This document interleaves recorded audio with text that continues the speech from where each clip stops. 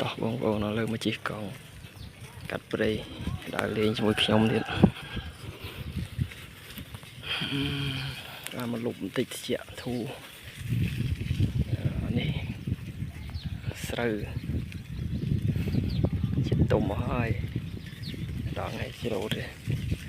ច្រូតទឹកយ៉ាងហ្នឹងនឹងច្រូតធ្វើម៉េចទេសូមពឹងបងប្អូនជួយចុច Subscribe Channel YouTube ខ្ញុំម្នាក់មួយផងដើម្បីបានទេសភាពស្រុកស្រែស្អាតក្តៅណាបងប្អូនơiថ្ងៃក្តៅជើងមកអូយចង់ធ្លាក់ស្រែ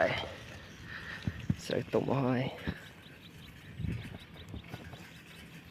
សบายមែនតើជិះកង់កាត់ស្រែមិនដែលបានជិះកង់ហត់ក៏ហត់ចុកជើងណាមិនដែលធាក់មិនដែលជិះចឹងធ្លាប់ជិះម៉ូតូលើអត់មានម៉ូតូជិះអូយហត់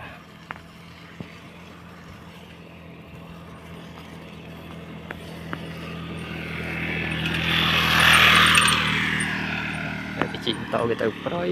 ឯងជិះកង់នៅខ្វយងាយដល់សោះធាក់កង់មកយកកូនហ្នឹងកូនមកពីរៀន